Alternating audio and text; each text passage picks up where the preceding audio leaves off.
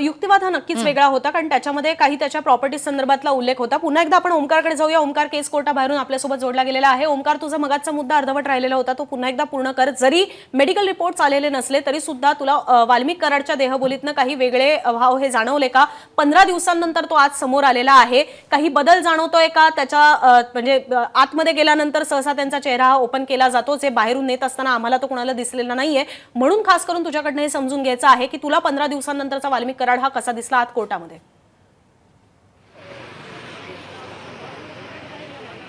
अगदी खरं आहे अनुजा. कोर्टरूम मध्ये वाल्मिक कराडची देहबोली ओव्हरऑल एकदम कॉन्फिडंट होती. म्हणजे या सगळ्यावरून एक गोष्ट या सगळ्यामध्ये अशी दिसते, ते म्हणजे या सगळ्यामध्ये एक गोष्ट अशी क्लिअर दिसते, ते म्हणजे वाल्मिक कराड हा स्वतः इनोसंट आहे या सगळ्या प्रकरणात. अशा पद्धतीची देहबोली त्याची सगळी दिसत होती आणि अत्यंत कॉन्फिडेंटली कोर्टरूम मध्ये तो वावरतोय. किंवा आता ज्यावेळी त्याला बाहेर जजने थांबायला सांगितलं, गोळे म्हणून आताचे इथे सेशन कोर्टचे जे वकील आहेत त्यांनी सांगितलं, प्रथम दंड न्यायाधिकारी त्यांनी आता सांगितलं की कोर्टरूमच्या बाहेर बसवायला सांगितलं आरोपीला त्यांनी. त्यानंतर मग वाल्मिक कराडला बाहेर आणण्यात आलं. तिथे तो अगदी कॉन्फिडेंटली वावरतोय असं ओव्हरऑल दिसतोय. त्यामुळे अर्थात कोर्टरूम मधले विषय आहेत, पण आपण महत्त्वाचे या सगळ्यातले जे 2-3 गोष्टी आहेत त्याचा आपण उल्लेख करणं अत्यंत महत्त्वाचं आहे. कारण ज्यावेळी 15 दिवस पूर्ण झाल्यानंतर आणखी 10 दिवसाची कस्टडी आता एक्सटेंड करून मागितली जाते, तर त्याचे बेसिस नक्की काय असले पाहिजेत, त्याचे ग्राउंड्स काय असले पाहिजेत. ज्या मगासपासून लाईव्हमध्ये आपण काही ग्राउंडचा उल्लेख केला, पण एकूण 13 वेगवेगळे ग्राउंड्स आहेत, 13 वेगवेगळे महत्त्वाचे मुद्दे आहेत ज्या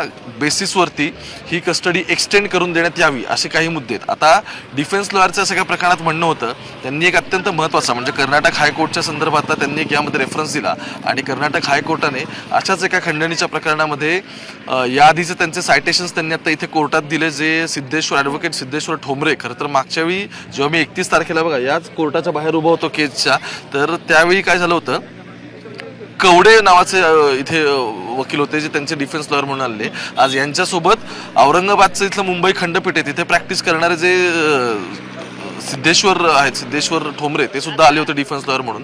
त्यांनी मांडलेला मुद्दा हा होता की कर्नाटक हायकोर्टाने अशाच एका प्रकरणामध्ये एक निर्णय दिला होता. त्यामुळे त्यात असं म्हटलं होतं की जर 10 वर्षांपेक्षा एखाद्या गुन्ह्यामध्ये शिक्षा नसेल, अप टू म्हणजे आता यामध्ये समजा एक्स्टॉर्शनचं प्रकरण आहे तर 7 ते 10 वर्षाची आपल्याकडे शिक्षा आहे. पण जर 7 ते 10 वर्षांची म्हणजे एकूण 10 वर्षांपेक्षा जास्त जर या प्रकरणामध्ये कोणत्याही शिक्षा नसेल, तर अशा प्रकरणांमध्ये सलग 15 दिवस कस्टडी घेतल्यानंतर त्यानंतर पुन्हा ज्यावेळी कस्टडी घ्यायची असेल तर त्यावेळी तुम्हाला महत्त्वाचे ग्राउंड्स द्यायला लागतात. ते ग्राउंड्स या संपूर्ण प्रकरणामध्ये मिसिंग आहेत आणि त्या बेसिसवरती ही कस्टडी तुम्ही एक्सटेंड करून देण्यात काहीच अर्थ नाहीये. आणि कोणत्या बेसिसवरती इन्फॉर्मेशन ऑफिसर, इन्व्हेस्टिगेशन ऑफिसर ही कस्टडी मागतात, असे 2-4 प्रश्न त्यांनी यावेळी सगळे उपस्थित केले. आज मुळात काय झालं की कोर्टामध्ये मोबाईल घेऊन जायला बिलकुलच, डायरी घे फक्त, मोबाईल घेऊन जायला बिलकुलच परवानगी नव्हती.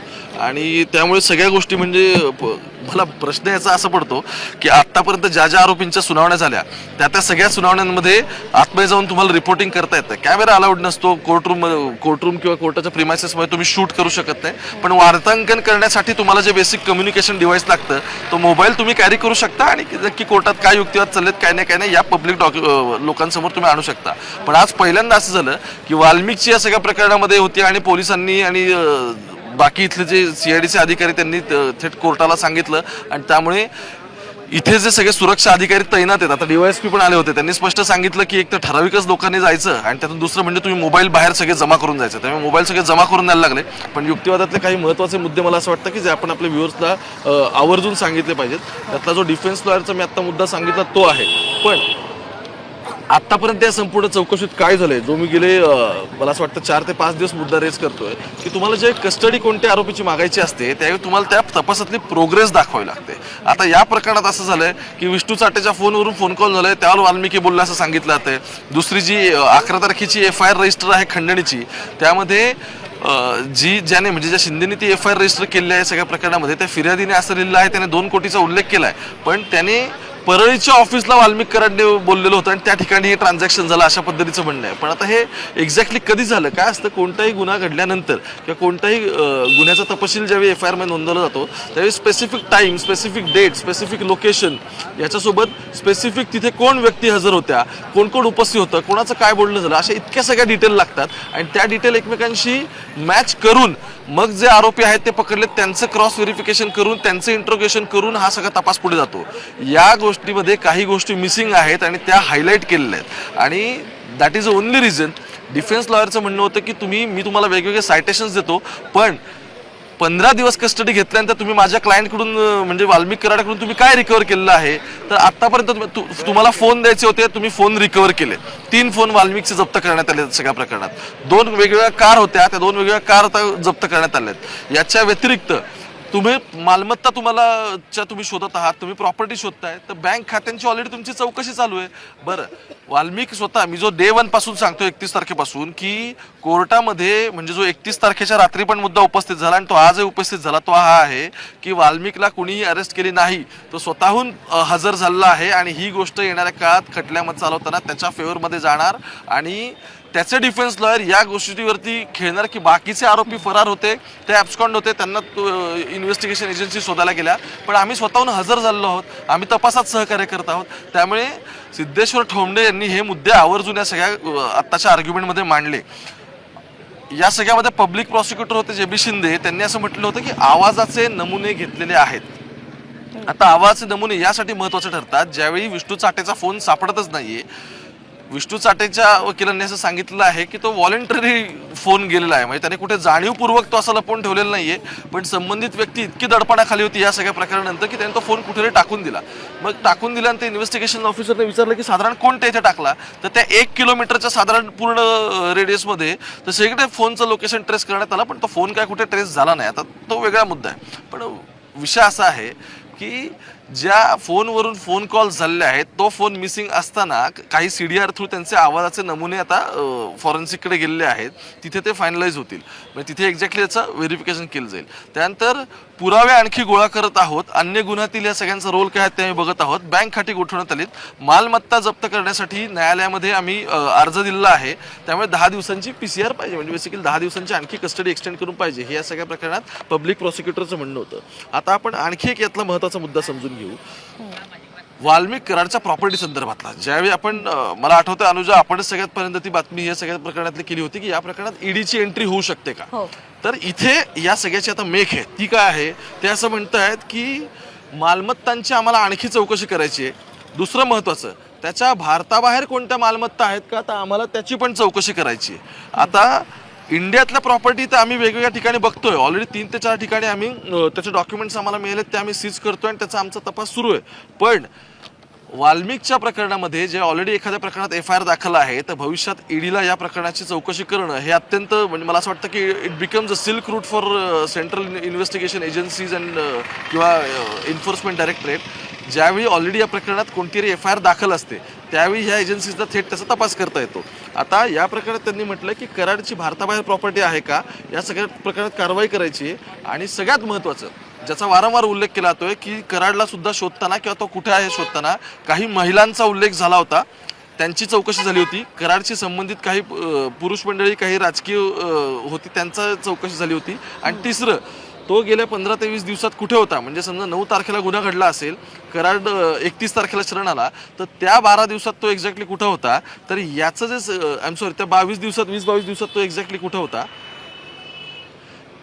हे ज्यावेळी स्क्रुटिनाइज केलं जात होतं त्यावेळी एक महत्त्वाची गोष्ट जी आत्तापर्यंत कोणतीच ऑन पेपर आलेली नाही, तिचं आज कोर्टात आर्ग्युमेंटमध्ये झाली. त्यांनी असं म्हटलं की या व्यक्तीने म्हणजे वाल्मिक कराडने दुसऱ्या कोणाच्या तरी नावावर प्रॉपर्टी केली आहे का, या गोष्टीसुद्धा आम्हाला स्क्रुटिनाइज करायच्या आहेत.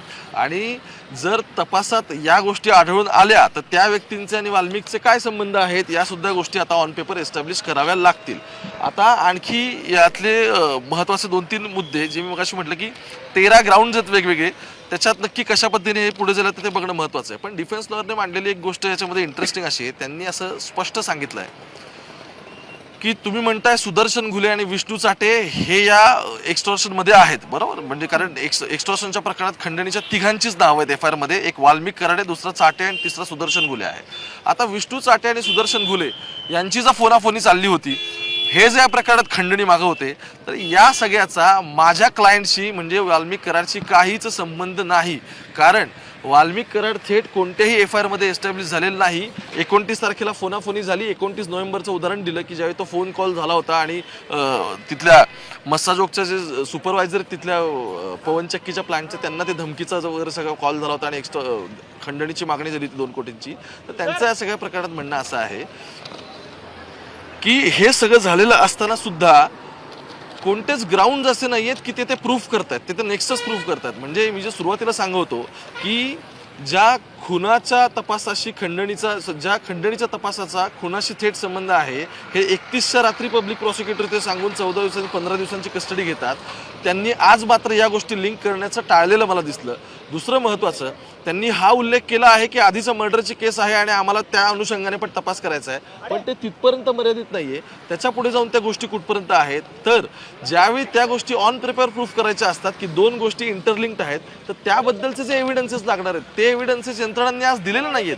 त्यामुळे उलट डिफेन्स लॉयर ज्यावेळी ही गोष्ट म्हणतात तिथे की या दोघांनी जर खंडणी मागितली असेल, हे दोघं जर खुनामधले कॉन्स्पिरेटर असतील, म्हणजे कोण सुदर्शन घुले आणि विष्णू चाटे, तर त्या दोघांनी केलेला तो कट आहे, त्याचा माझ्या क्लायंटची म्हणजे कराडशी काहीच संबंध नाहीये. कारण 11 तारखेच्या आधी ज्या FIR झालेल्या आहेत, 29 तारखेला मागितल्याचं म्हणताय, 6 तारखेला मारहाण झाली, तिथं सुदर्शन घुले होता, वॉचमनला मारहाण झाली तेव्हा, किंवा 9 तारखेला खून झाला तेव्हा तो सुदर्शन घुले तिथे ड्राईव्ह करत होता असं FIR मध्ये नोंद करण्यात आली आहे. 10 तारखेला सप्लिमेंट दाखल झाली आहे सगळ्या प्रकरणातली. फिर्यादीने बाकीचे आरोपी सगळे आयडेंटिफाय केले, त्यांच्या हातात कोणती हत्यारं होती कोणती नाही ती आयडेंटिफाय केली, हे सगळं झालं. पण तिथपर्यंत सुद्धा वाल्मिक कराडचं जर एकाही प्रकरणात नाव येत नसेल, तर मग संबंधित व्यक्ती या सगळ्याशी आरोपी कशी काय, असा प्रश्न त्यांनी या सगळ्यामध्ये उपस्थित केला. जे मी सुरुवातीपासून सांगण्याचा प्रयत्न करतोय की यंत्रणांना फार थिन लाईनवर चालायचंय. तो तपास अशा पद्धतीने पुढे जाणं अपेक्षित आहे या सगळ्यामध्ये की वाल्मिक बद्दलचे जर पुरावेच मिळत नसतील तर वाल्मिक दोषी कसा काय सगळ्या प्रकरणात, हा प्रश्न येणाऱ्या काळात उपस्थित राहणार आहे. त्यामुळे कोर्टामध्ये म्हणजे पब्लिक आउटरीच काय आहे, लोकांचे सेंटिमेंट्स काय आहेत, मस्साजोगचे ग्रामस्थ काय म्हणतात, फिर्यादीचं काय म्हणणं आहे, याच्या पलीकडे जाऊन जर तपास यंत्रणा पुरावेच गोळा करू शकत नसतील तर वाल्मिकला कोणते तुम्ही या प्रकरणामध्ये उभं करणार आहात, असा सगळा आता प्रश्न उपस्थित होतोय. त्यामुळे यंत्रणांसाठी इतकी थिन लाईन ही की त्यांना आणखी एव्हिडन्सेस कलेक्ट करणं आणि मग एस्टॅब्लिश करणं हे फार महत्त्वाचं आहे. आणि हा प्रश्न उपस्थित त्यावेळी होतो ज्यावेळी मर्डरच्या प्रकरणामध्ये मकोका लागतो आणि मर्डरचं प्रकरणाचं मूळ हे खंडणीत आहे हे जेव्हा यंत्रणा कोर्टात सांगतात, पण त्याच यंत्रणा जे त्या खुनाचं मूळ आहे ते मात्र मकोकामध्ये घेऊ शकत नाहीत. त्यावेळी काय होतं आपण बघितलंय, वाल्मिकला या पूर्ण प्रकरणात आता मकोका लागला पण नाही ना अनुजा.